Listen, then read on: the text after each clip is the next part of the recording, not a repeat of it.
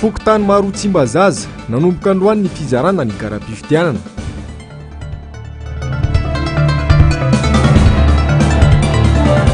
Fampelezan-kevitra ho an'ny vovonana firaisan-kina nosokafana tetsy amin'ny Magrobe Ririka.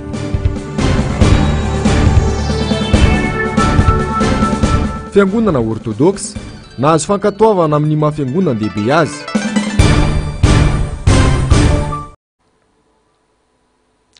Manatitra ny arahaba indray tompoko kilasy tompoko vavy tonga soa ianao ato anatin'ny fotoana ny fampalalamana avao asana mpanajariana ho hanaraka izany hatramin'ny farany.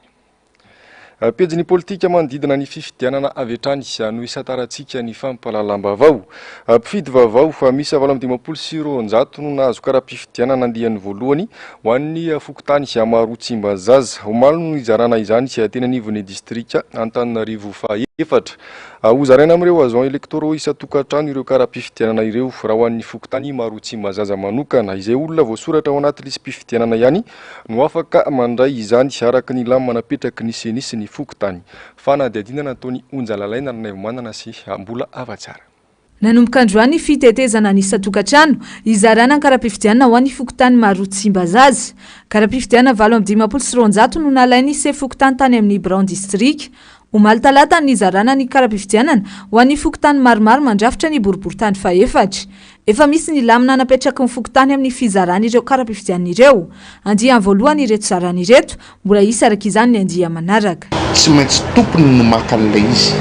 Zany hoe misy kahie zany efa nataonay aty amin'ny fokontany dia le tena tompony mihitsy manao desarge manao sonia amin'ilay karatra zay vao mena azy le karatra zany hoe misy agent électoral zany amin'ny fokontany no mandeha manao VAD any amin'izao tsika miteny zao mizara an'ireny kara-pifidianana ireny. Zay zany ny fanapa-kevitra zay niraisiny seny ary niraisina ihany koa teto amin'ny fokontany. Ireo olona tsy tratrany an-trano dia afaka maka ny kara-pifidianana amin'ny andro anatanterahana amin'ny fifidianana ho avy izao. Azo atao ihany koa satria ireny olona ireny tsy voafetra amin'ny fokontany mety mitratra ny asa izy ny ampanaovana ny asany any ivelany ohatr'izay mety sy eto izy amin'ny toerana dia voatery tsy maintsy hoentiny ireny karatra ireny. Rehefa tonga ny fifidianana dia misy salle anankiray mipetraka mihitsy miaraka amin'ny ralina mijerena andehan'olona ireny hoe tonga izy dia manao sony ihany izy dia sarja mitovy amin'ilay atao amin'izao ihany dia manao sony izy dia amena anazy ny karatra dia afaka mifidy izy. Mpifidy manodidina ny 4 ka hatramin'ny 7 no voasoratra anarana ao amin'ity fokontany iray ao amin'ny boriboritany faha-efatra ity. Mitsinjara amina birao fandatsaham-bato miisa 10 ireo mpifidy ireo. Fa ny gadona androany tolakandro teo ateny amin'ny siranam-piaramanidina Ivato avokoa ireo antota taratasy voasokajy saripady ampiasaina amin'ny fifidianana solombavam-bahoaka nandritra ny fahatongavan'ireo fitaovana ireo ihany koa no naritra tery ny filohan'ny seni ny fampanajana ny lalàna sy ny soatoavana malagasy anatin'ny fihavanana sy ny fifanajana mandritra izao fotoana ny fampelezan-kevitra izao. Andomiaratina sy Mateo Prince. Efa tonga eto Madagasikara avokoa ny bileta tokana, ny fitanana an-tsoratra ny fizotry ny latsabato, ny fitanana an-tsoratra ny fanisambato ary ny valopy tsy azo sokafana. Raha ny fantatra dia mifanaraka amin'ny isan'ny mpifidy ny isan'ireo bileta tokana natonta izany hoe 12 tapitrisa ka efa misokajy anaty finosana isaky ny birao mpifidianana arakaraka ny isan'ny mpifidy. Misy 7 kosa ireo palety tonga izay ho tsinjaraina manerana ireo distrika 20. Aparitaka manomboka ny 10 May izao ireo fitaovam-pifidianana ireo. Nanamafy ny seny fa misy ny fepetra fiarovana mialoha sy mandritra ny fanapariana ny fitaovana mandra-pahatonga ny andro fandatsaham-bato ny 7 May izao. Ampiasa ny QR code ny seny azona manara-maso ny fiparitahana ireo entam-pifidianana. Ny anaparitahana azy dia manomboka le 10 zao zany zay dia efa anaparitaka ny efa misy fitsinjarana io efa misy fandaminana makasika an'izay zavatra zay ny teknisiana moa zany dia mandray an-tanana amin'izay fa ny azonay tenenina dia ho tonga ara-potoana eny anivon'ny distrika reo atakelaka saripady io ane arakaraka misy ny distrika misy ny bulletin unique. Nitondra fanazavana makasika ny resabe omba ny tale kabinetra ny seny ny filohany ity vomiera ity. Nanamafy tamin'izany ny tena ny fefanameta-pialana mialoha n'ireny resabe ireny ny tenany. Tsy misy antony toky ilazana amin'ny rehetra ny fametra-pialana ny talen'ny kabinetra ho ny fanamafisany seny. Dia eto no itenenako amintsika fefanameta-pialana ny dikab seny ny alohany nandraisany anjara tamin'ny fanoanana kandida anankiray ka dia tsy tokony isy ampirorosainantsika fa ny senia dia manaza tanteraka ny sotoavy ny fe azy ary ny dirikavy koa dia fantatra antsika fa olona ny lalàna ka dia tsy tokony isy tonga resa be ny makasika an'iny safidy ny azy. Misy antony manokana ve tsy nampifantarana melohan zay fametram-pialana zay? Inona moa no fampafantarana meloha tokony ho ataovina fametram-pialana? Nandritra ny fahatongavan'ireo fitaovana ireo ihany koa no nanatitra tery ny filohan'ny seny ny fampanajana ny lalàna sy ny sotoavina malagasy anatin'ny fihavanana sy ny fifanajana mandritra izao fotoana ny fampielezan-kevitra izao. Fa mikasika izay vaovao izay indrindra dia niona tamin'ny seny ny vovonana firaisan-kina ny tolakandro teo teny Alarobia mikasika indrindra ireo endrika tsy fanarahan-dalàna misy amin'izao akatoky ny fifidianana izao. Arahantsika ihany ny sary rehefa vonona ny mikasika izay. Fa manentana ny vahoaka malagasy andray anjara mavitrika sy ampilaminana amin'ny zotra-pifidianana tsy misy herisetra sy fandrahoana ny harosika ny Amerikanina. Manandanja lehibe eo amin'ny fifandraisana maneran-tany ny fampiroboroboana ny soatoavana demokratika ary manohana ny ezaka rehetra mba hisian'ny fifidianana mangarahara eto Madagasikara araka ny fanambarana nataon'ny maso ivo Amerikanina amin'izao fanombohany vanim-potoana ny fampelezan-kevitra amin'ny fifidianana solombavambahoaka eto Madagasikara izao. Nanamafy izy ireo androany fa hoporofony fahavononana ampiatra ny demokrasia izao dingana lehibe izao. Zava-dehibe ny fanantanteraina ny fifidianana malalaka sy aradrariny ary ampilaminana ihany ny fanambarana. Manao antsoava amin'ny mpitondra sy ireo platsaka hofidiana ary ny olom-pirenena rehetra eto Madagasikara izahay mba hanao fampelezan-kevitra ampilaminana sy mampivoatra izay maneho ny tena fampiarana ny demokrasia sy ny fametrahana ny fanjakana tandalana. Fa fitaom-pivavahana no nentin'ny vovonana firaisan-kina ny santarana ny fampelezan-kevitra androany tetsy be horirika. Ireo kandida eto arivo renivohitra avy amin'ireo boribory-tany enina no hanotsofon-drano sady hanomena toromarika androany. Nanotrana izany ny filoam-piara-mitantana ny vovonana firaisan-kina Marc Ravalomanana vahoaka maro ihany koa hanonamaly ny antso fanampanazavana. Nosokafan'ny vovonana firaisan-kina tamin'ny alalan'ny fampivavahana ny fampelezan-kevitra amin'ny fifidianana sy ny mafambahoaka teto an-drenivohitra. Ireo kandida ny vovonana firaisan-kina eto an-drenivohitra no nisantatra izany tetsy amin'ny magropy horirika. Fotoana nitondrany ny filoha Marc Ravalomanana fanazavana ny antony tsy nandraisana anjara tamin'ny fifidianana filoham-pirenena sy ny antony andraisana anjara amin'ity fifidianana solombavambahoaka ity. Tsy nandray anjara tamin'ny fifidianana filohan'ny repoblika farany teo iny isika satria fifidianana tsy nanara-dalàna sy nandika ny lalam-panorenana no natao. Noho ny fanekenana ny kandida tsy mizaka ny zom-pirenena malagasy averiko tsara zay. Noho ny fanekeny ny ACC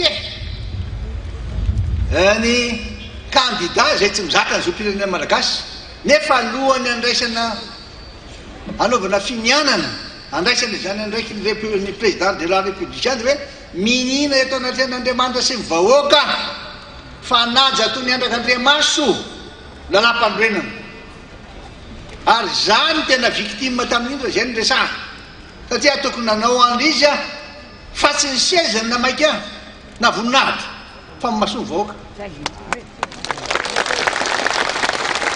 Betsaka mihitsy na zay refasy fa tsy azy atahorany io tsy mety zany tsy hisitraka Andriamanitra zany tsy hisitraka ny vahoaka malagasy zany hoe manitsakitsaka ny zom-pirenena manitsakitsaka ny lalam-panorenana zany. Dia zay le razakana hoe tsy seza mamay na voninahitra na hoe lasa président de république tsy izay fa mahasoa anareo vahoaka satria fa nilaza fa nametoky anareo fa tsy amelanareo irery ary raha mbola misy koa fotoana iainako eto amin'ity tany ity dia anasoa ny vahoaka zay ny ohatra.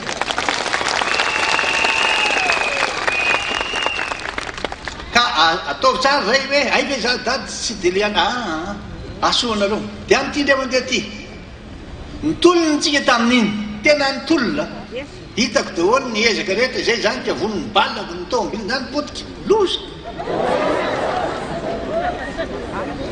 fa amin'ity tsika dia andray anjara ary manentana mpifidy rehetra aho zay manana zo hifidy ho tonga maro amin'ny 8 amby 20 volana May ho avy zao satria nahoana toy an'le tolona nataontsika am'izay ty zao fividiana sy nomba vaovako zao dia tsy miova tsy miala amin'ny fanajana lalam-panorenana isika voalaza lalam-panorenana koa io faharoa fividiana manakaiky ny vahoaka ohatra zao boriboritany voalohany zay nitenenina teo akaiky nareo le olo vidiana ohatra ny faharoa akaiky anareo ohatra ny fahatelo fantatrareo daholo misy azy de noho izany andray anjatsika ka soa reo atsainareo manomboka zao zany hoe ay ve zany ny antony manentana atsika rehetra ary andray anjara feno amin'ny fifidianana sy nomba-vaombahoaka antony roa lehibe no andraisany vovonana firaisankina anjara amin'ny fifidianana sy nomba-vaombahoaka amin'ny 9 Mey no ny antony roa lehibe zao zany le antony tsy azo avela anao izay tiany atao amin'ny fampahantrana ny firenena zao fitondrana tsy mandeha am'jeloniny zao tena tsy avelantsika andao an'izany izy zay voalohany ny faharoa androm-panjakana lehibe ahafahantsika hitondra fanivana sy fampandrotrona eto amin'ny firenena ny antemera-pirenena azonareo tsara zany ty zany de fifidianana zay ahafahantsika anova tanteraka ny Madagasikara ny fitondrana misy eto ary milaza aminareo tsara fa andry pirenena anankiray tena manentana nareo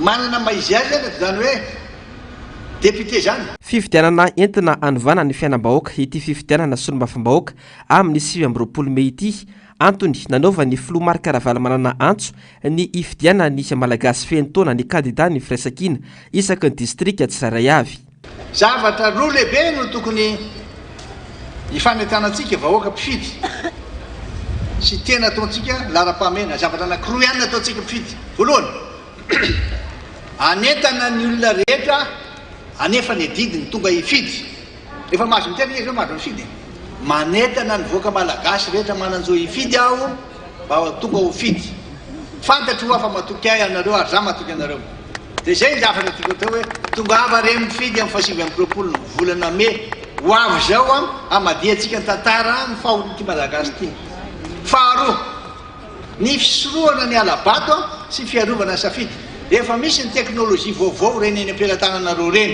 ho ampiasaitsika raha vao mivoaka reny makasady daholo résultat de ao anatin'le procès verbal iny aingana vetsika mitondra azy azonareo be zany zay zany tolomarika aminy ny vahoaka zany de hiaro ny safidiny ny olona ary anamaro ny mpifidy aho tonga an-datsabato zay ny tena ndraikitra indrindra fa isika eto amin'ty renivohitra Madagasikara ty mitaky fandraisana ndraikitra fena amintsika olo-pirenena tsiraray zany mila mandray anjara mavitika amin'ny fifidianana isika rehetra mila fanetanana zany tsy vitavita etanina ny namana etanina ny vady etanina ny olo zay manodidina ny tokantrano ndao rety fidy azonao zany ka io tsy maintsy zay foana valy teniny fa inan'izay fa leo tsy maintsy mahazo araka anresahan'ny président samy hafa be misy ty tena ahafahantsika anova ny tantara anafonana zao fanontana sy fahoriana sy fangidy finina manjao zao nentina ambavaka nomeny mpitandrina tsodrano mba andresy amin'ny azakazaka izay ataony ireto kandida ny firaisankina eto anivon'ny boribory enina eto Antananarivo renivohitra ireto notrony ireto vahoaka mpanarady ny firaisankina ireto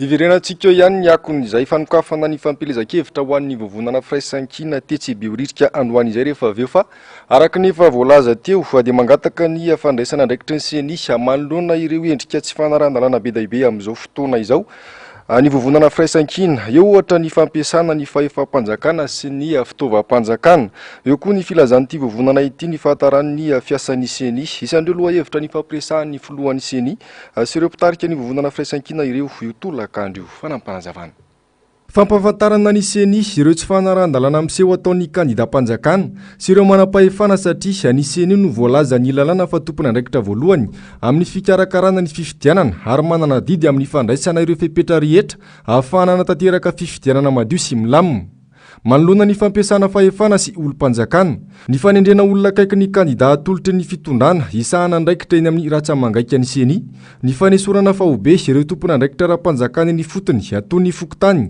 ny lehibe ny distrika ny prefektura izay tsy mety manohana ny kandida mpanjakana ny fahataran'ny seni amin'ny fomba fiasany tahaka ny famohana ny lisitra ny birao fandatsaham-bato ny fahataran'ny fametrahana ny solotenan'ny kandida eny amin'ny seni ny fahataran'ny fahazahoan'ny kandida ireo spesimaina sy ny taratasy mpifidianana tokony anaovana fampelezan-kevitra dia noresahinreto mpitarika ny firaisankina ireto amin'ny filohan'ny seni ny fitakiny any amin'ny tokony anaovan'ny seni fanambarana manameloka sy ampitandrina ireo izay tsy manaja lalàna fanambarana amin'ny taona ny olom-panjakana sy olon'ny seni tsy hitanila hanao interpellation ny gouvernemanta amin'ireo olom-panjakana izay mitanila sy manohana kandida andray andraikitra aingana amin'ny fandaminana ny fahafahan'ny kandida miditra sy mandefa ny fampelezan-kevriny ao amin'ny hainao manjery-panjakana.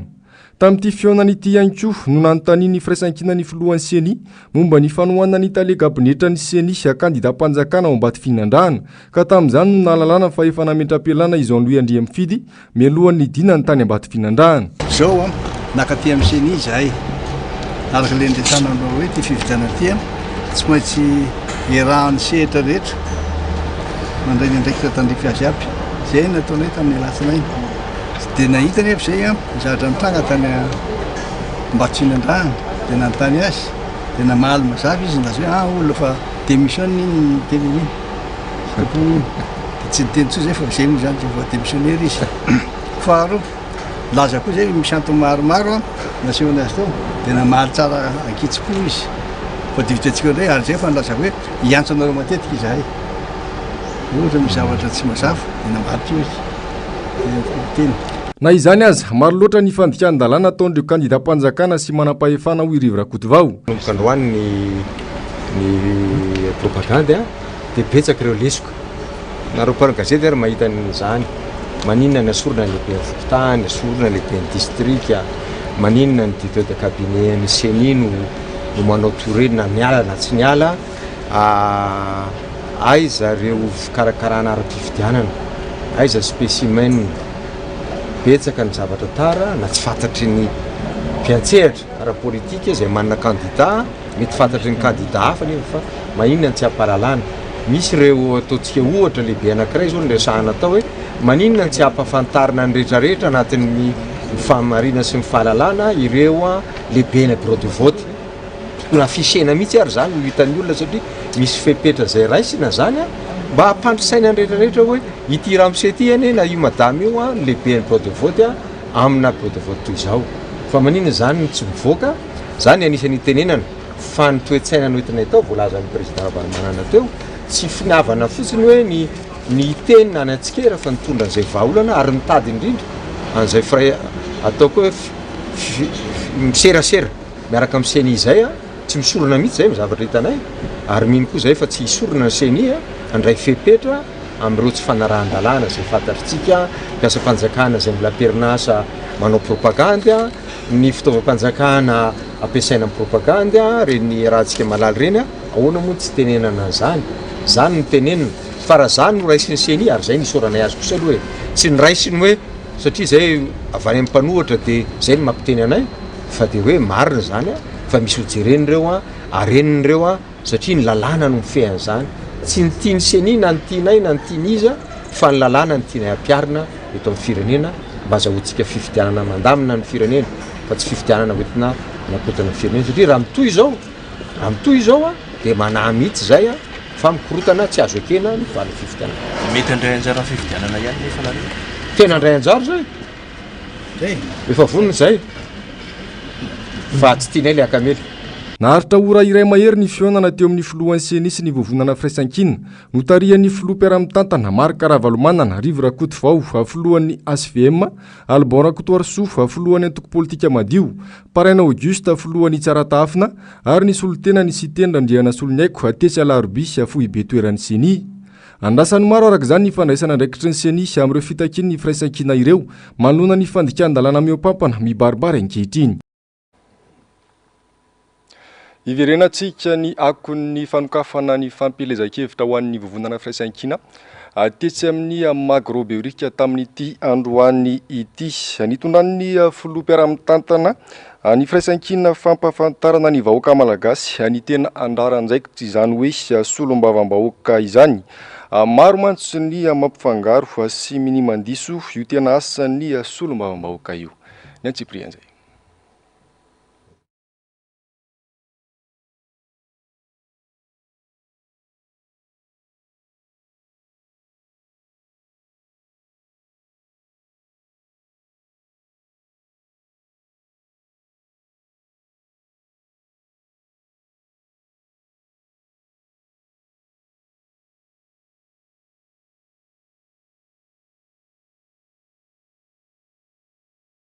Mpanao lalàna fa tsy mpanao lalana na mpanao asa soa no anjarandraikitry ny député. Ininy sasany tsoina matsy ny asany atao hoe solombavam-bahoaka tato anatin'ny volon-taona izay. Tena manana anjarandraikitra miantraika any anaty vilany tsirairay ny asany izany atao hoe député izany. Fahefana mpanao lalàna izy ary manana andraikitra telo lehibe ny solombavam-bahoaka. Mamolavola sy mandany ny teti-bolam-panjakana. Tsisy raha manjary raha tsy mazava tsara ny teti-bola hoe tia misy vola hitondrana ny fampandrosoana Madagasikara. Izy aby mamemy vola, aia nahitana ny vola, ahoana fandraisana anjara. Zay ny zavatra lehibe mihitsy ny teti-bola. Malala tsara izy any priorité amin'le vola io a mamola vola sy mandany teti-bola. Malala tsara izy priorité. Zao zavatra manjoanay aty be fotaka. Zany be fotaka zany any atsimo atsimo any zany. De zao nataontsika ka raha ohatra misy zavatra manjo azy mivahoaka de reo solombavam-bahoaka reo no mitondra teny. Azonareo reo zany mitondra teny de mba men'le manolotra sy mandany ny tolo-dalàna. Farany manara-maso ny asa gouvernemanta. Le gouvernemanta mitondra ny firenena rehefa tsy mandeha araka ny tokony ho izy de reo manara-maso azy andao nareo mitenenina mivatana fa tsy mety. Zay ary ny solombavam-bahoaka zany de manana andraikitra telo lehibe mamola vola sy mandany ny teti-bolam-panjakana, manolotra sy mandany ny tolo-dalàna ary manara-maso ny asan'ny gouvernemanta raha vao misy manao kitoto. Teo any malala an'izany inona nampandrosoantsika amin'ny firenena. Nalala hoe afa-pandrosoana ningana amin'ny firenentsika de tsy maintsy ataontsika zay anamboarana ny lalana aloha.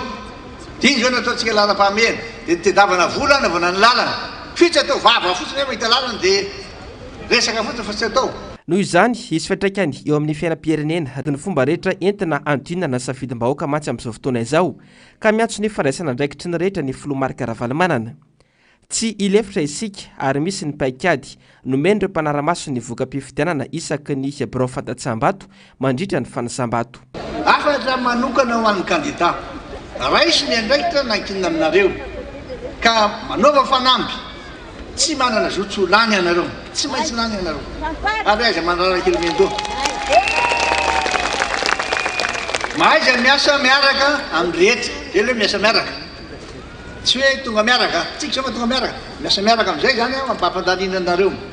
Manaraka, entany rehetra ho mailo anara-maso. Sy sa hijoro andray andraikitra satria efa misy ny paikady sy ny teti-tratsy andinana ny safidy-bahoaka. Zay daholo koa mahatonga ny olona malaina mifidy. Ka zay nge na hifidy eo reo ihany miveriny. Ano ny ataon'ny fony reo zay feo zay mandeha fony. Fa amin'ity ndre mandeha ty, ho hitatsika eo ne. Ho hitatsika eo. Efa nilaza tamin'ny alatsinainy. Fa tsy petra fotsiny zay na hijery fotsiny. Fa isika rehetra mihitsy, ianareo rehetra amin'ny fampididina misy anareo any amin'ny district eny tsy petra fotsiny ianareo. Ary mafisika foana zay filazana zay. Fantatro miteny tamin'ny latsinainy. Laza hoe manao zao fanambarana zao zahay ato amin'ny firaisan-kina mba ahafahan'ny rehetra zay misehatra amin'ity fampelezan-kevitra ity. Mba hitovy ny kandida, tovy daholo ny kandida rehetra aneo ny heviny sy andresy rahatra malalaka.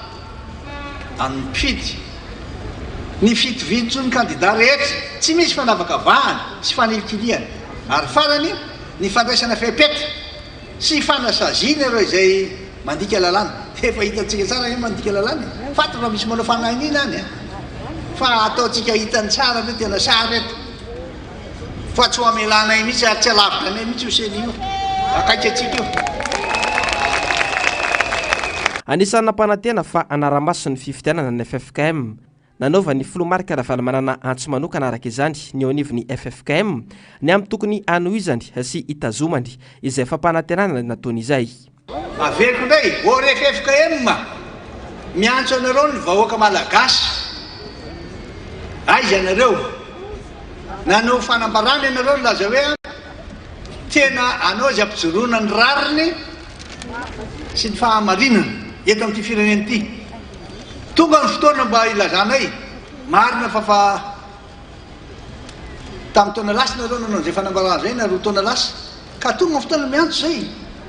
Aiza le hoe andro maso FFKM dia niresaka tamin'ny FFKM ndreo maly mihitsy na anao kabary aho laza oa président laza fa tsy manira zay misy matorotoro aminay olona zay aiza nareo FFKM ary zay ory pasteur eto ambavaka marina fa hitsodrana nreto candidat reto nareo fa aza adiny koa mba mitondra ambavaka ny FFKM tena hijoro tsy manao vazivazy na mamingavinga aho fa milaza marina fa marina dia marina. Ankoatra izay niantso ireo tanora tsy raviravitanana fa andray an-tanana noaviny ihany koa ny filomarika Ravalomanana no amafisina androany fa tsy manohana afa-tsy ny kandidat ny firaisan-kina ny antoko-tiako i Madagasikara.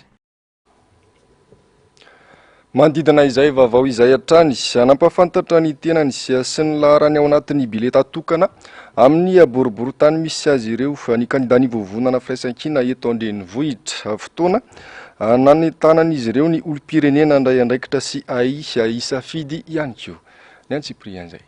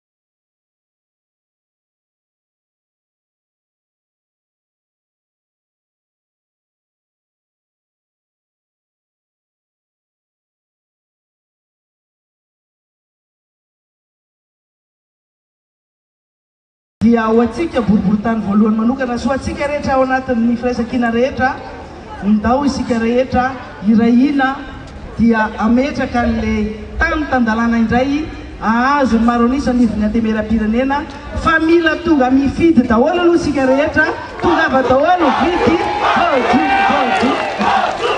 mety raha ihany fa numero 5 miaraka amin'ny page sitak'Andriamanitra tokoa antsika matoa na tanteraka zao fa naty fanombohan'ny propagande zao dia matoa antsika tsofin'ny pasteur ray aman-dreny am-panahy na tsodrano tsara donc tsodrano antsika candidat rehetra sy mifiraisan-kina ho tanteraka daholo sikabotsika sorana dia mananga antsika mianakavy mba nefa nididy ifidy daholo antsika mianakavy zay mididy masina oetina amin'ny voalohany teny dia misaotra antsika mpanohana amin'ny 3e arrondissement rehetrarehetra orakoraka be peledime ary mirary soa antsika anao propagande ampitiavana ary aza dino manentana namatsika ifidy ny 29 mai tsy andrarakilombendo zay amin'ny adidy napetraka reo teo antsorokay fa anao zay tratry ny herinay ao fanavotana ty firenentsika ty faharoa ho antsika vahoaka malagasy ny firaisan-kina dia manana tanjony dia ny hoe Madagasikara anizy ny tany ho anizy ny arena ho anizy ny fandrarana ho anizy tanteraka izany rehefa amiray intsika tady tsara ny fijalitsika nandritra izay 12 taona izay alohan'ny andatsahanao vato dia ny fahoriana ny ainanao nandritra izay taona lava izay tadiny fa aza mijery ny andro androany ary aza takany vola aza midiny ny fanahintsika fa raha amiray intsika tsisy atahorantsika candidat numéro 1 ao amin'ny boriboritany faefatra Rina Randriamasinoro oela velona Madagasikara oela velona ny firaisam-piainana ny tsara tompoko maro zany corto voalohany indrindra dia araky ny tena namareo misaotra an'Andriamanitra tsika fa tafavory soamantsara manokatra ampomba ofisialy zao fampelezan-kevitra izao izay efatra menada avy eto amin'ny boriboritany fahadimy dia tsy andraraky Mbiandoa monsieur le président ary misaotra an'ireo le atoko dimy izay mandrafitra n'izany firaisakina izany tsy mijanona miolona amin'izay nefa isika fa miantso an'ireo atoko hafa fikambanana maro politika sy fikambanana tsotra ifanohana aminay eny amin'ny boriboritany fahadimy hampandany larana fahatelo izay misy any Nana Kirimo Richard ary Mirana soratsika rena tompoko tsy maintsy porto ambomanamle ary niakataoko aminareo ao porto daholo ny candidat rehetra amin'ny fiantsakina tompolasy tompofany amtindray mitoraka ity dia hoapokatsika mihitsy ny sarom-bolany totsao zay mampandry sy ny ekipany lalana fahaenina eo amin'ny boriboritany fahaenina izay mifidy azy tsy maneniny solom-bava-bahoaka tsy fitenenana solom-bava-bahoaka asa ijoro ary milaza ny marary ny vahoaka ny kandida atolotry ny vovonana firaisan-kina ohatra mivaingana ireny nataon'ny filoha-pisolon-toerany antenimieram-pirenena ireny hoy ny miara-manonja tamin'ity androany ity hitarafana fa solom-bava-bahoaka tena masamijoro sy milaza ny zava-misy marina eto amin'ny firenena ny kandida avy amin'ny firaisan-kina ny lahateny nataon'ny filoha mpisolo-toerana ny antenimieram-pirenena omaly hoy ny miara-manonja androany ohatran'ireny ny solom-bava-bahoaka nofinidiny vondrana politika firaisan-kina idefendre an'ilay mazava ho azy eo le vondrana politika fa le cause commune zany amin'le lalan'ilay foto-kevitra marobe zay hisizorana amin'ity fifidianana ity inona moa zany dia zao fampanjakana ny tany-tandalana fanavotana ny firenena fanapahana ny tontolo ny fampahatrana famitena n'ity firenena ity ary ny fieverana fa manandanja ny asan'ny demokrasia sy ny fahalalana sy tena metraka ny asany zany antenimieram-pirenena izany ka tsy antenimieram-pirenena natao bloky hanaraka ny hevitry ny mpitondra fotsiny na hoe mpanangatanana sy boîte aux lettres fotsiny na passoir dia hanao amin'izay tiany mpitondra fanjakana treroma terena ary kapohan-databatra rehefa mampijoro sy mba mijoro amin'izay heviny izay ny solom-bava-bahoaka amin'ny antenimieram-pirenena fa ohatran'ireny zany tahaka ny joroany Christine Razana Mahasoa filohan'ny antenimieram-pirenena teo aloha ihany koa reny fijoroana reny ary tsy nitsitsy fitenenana mihitsy teo Andriamatoa Jean Jacques Rabendrina olona tao anatin'ny RD zany fa niova fijery tonga saina mahita ny zava-misy amin'izao fotoana izao reny ny tena hoe niova fijery sy tonga saina satria tsy miray tsikombakomba amin'ny famitehana an'le firenena na dia niaraka tao anaty vondrona anankiray aza tamin'ny fotoanandro anatin'ny fotoanany fifidianana isika izao mila mandray andraikitra ny tsiraray andatsabato amin'ny daty ny 7 ny volana May io isy ny fanovana eto amin'ny firenena tsy diso anjara fa nanokatra ny fampelezan-keviny ihany koa androany ny kandida ny firaisan-kina tao Fianaratsoa mitondra ny laharana faefatra ao anaty bileta tokana Brito Tsilefniriny tamin'ny alalan'ny fitoam-bavaka no nisatarana izany androany narana fampafantarana sy fanentanana samihafa mahakasika ny fifidianana fampanazavana resy lahatra ny mahazava-dehibe ny fifidianana ary vonina hiatrika izany vahoaka ny Fianaratsoa porofon'izany fa maro amin'ireo tonga niatrika ny fanomboana ny fampelezan-kevitra nataon'ny kandida ny firaisan-kina larana faefatra Brito Tsilefnirina teto amin'ny Magro Ampasambazaha vavaka no nanomboana ny fotoana na rahan'ireo rahateny sy fanentanana samihafa mahakasika ny fifidianana dia amin'ny aso asika mianakavy ny aso asika zay teratany malagasy ny aso asika zay mbola manana eritreritra mba misy mpieritrereta fa hoe mila botana Madagasikara mila botana ny tanàna Kaparamadimo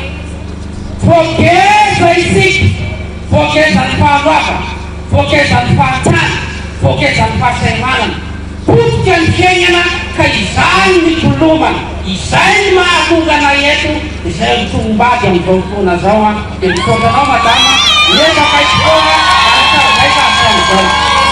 Itoram-pitso ny hetsika ataon'ny kandida larana faefatra Brito tsy lefinirina itety ireo fokotany ny kandida sy ny iray lisitra aminy. Fa fanompo-pivavahana teny amin'ny FJKM mandoa tanjona fiavozana ihany koa no nanomboana ny fampelezan-kevitra ho an'ny kandida ny firaisan-kina atao amin'ny distrika na Tsimondrano Voangy Raromanarivo nitohy tamin'ny diabe ny tetezana komuna maromaro mandrafitra ity distrika ity izany teny an-toerany Onjalalaina Ranaivomanana sy Ambola Avatsara.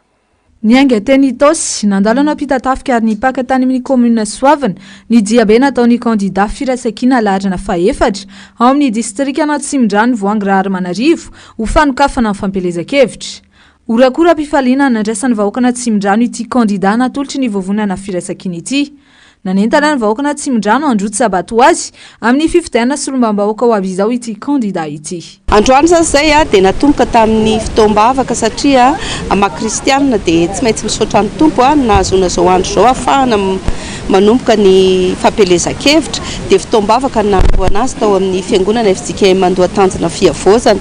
Avy eo zay dia mandeha mitety ny commune tany Itosy Ray Manontolo iny dia feno arivo alakamisy dia tampita-tafika zao teny amin'izay zany hoe laharana faefatra ny vidio fa io ny kandida natolotry ny tiako Madagasikara ao anaty vonina firaisan-kina amin'ny fomba ofisialy dia manentana ny vahoaka na Tsimondrano rehetrarehetra aza misalasala tsony rehefa tonga fotoana entany ny olona andeha hifidy dia laharana faefatra ny kandida tika firaisan-kina. Efa maro ny fidinina ifotony natao mialohan'izao fampelezan-kevitra izao fotoana izay ny fankalalan'ny kandida tamin'ireo vahoaka teny ifotony. Ny mifankalala ny olona sy ny kandida ary afaka ihany koa le atao hoe misalotra anarana dia mahatoky ny olona hoe miaraka amin'ny firaisan-kina miaraka amin'ny député Voangy laharana faefatra ny saina moa zany mandinika dia maharesy lahatra tanteraka ny efatra. Mila fiovana ny vahoaka na Tsimondrano manoloana ny fahantrana sy ny fahasahiranana mianjady amin'ny fiainana amin'ny andavanandro.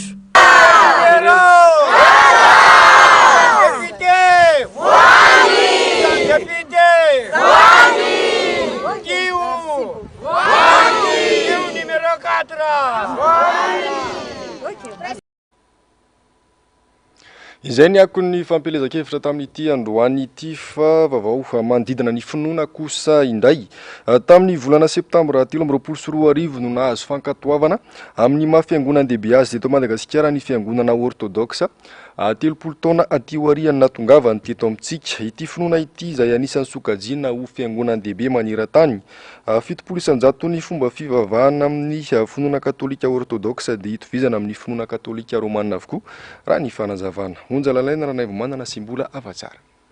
Isan'ireo fiangonan-dehibe maneran-tany ny fiangonana orthodoxa tamin'ny taona 36 no tonga teto Madagasikara ny fiangonana katolika orthodoxa. Tamin'ny taona 27 no nanangana fiangonana voalohany ireo communauté hellénique na ny teran-tany grika nonina teto Madagasikara.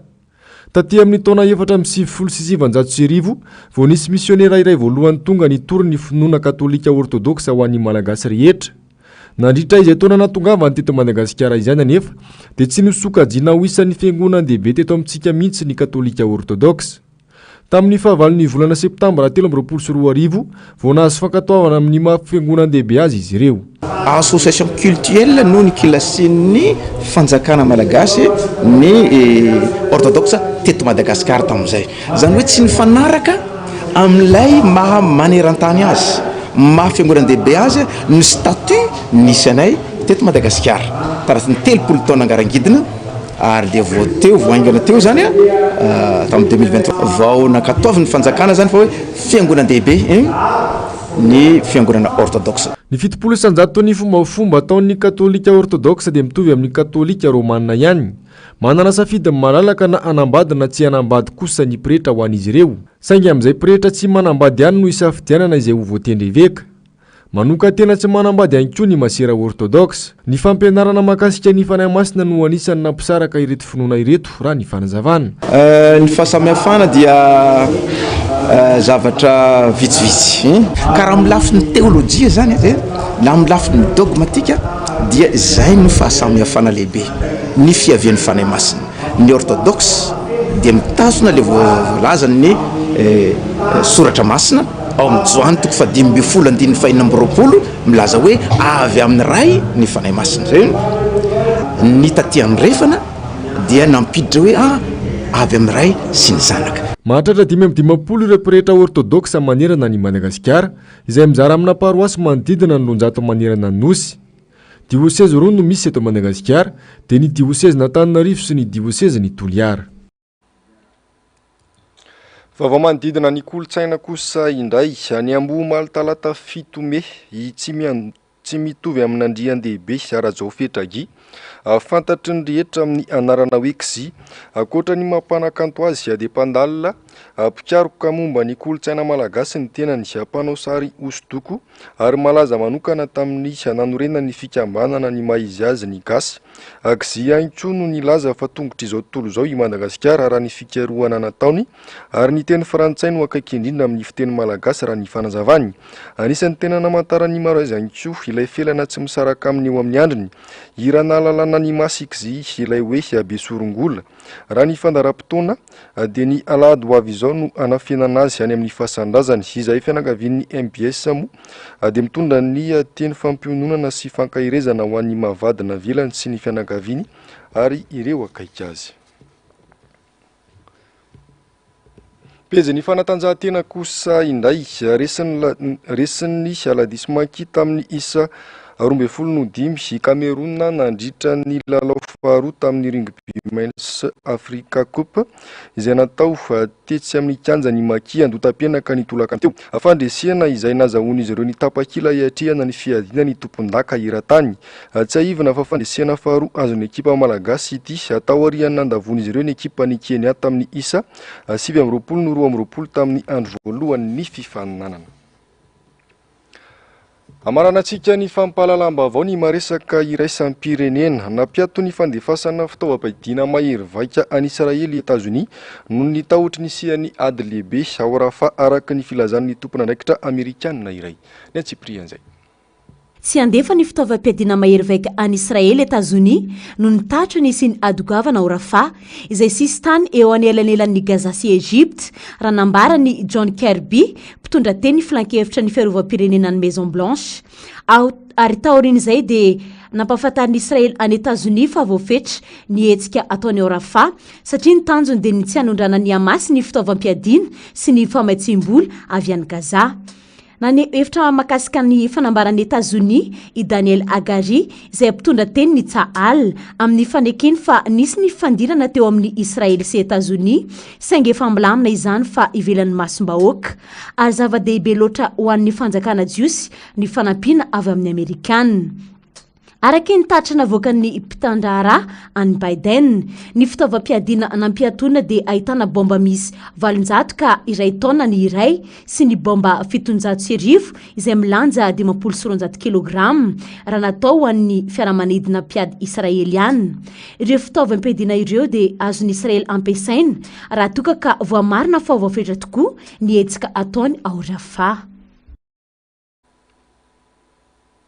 Tapitrary ny fampahalalam-baovao tompoko lahy sy tompoko vavy angasitrahana fenonao faniaraka taminay hatramin'ny farany mametraka ny manapitafa tompoko lahy sy tompoko vavy.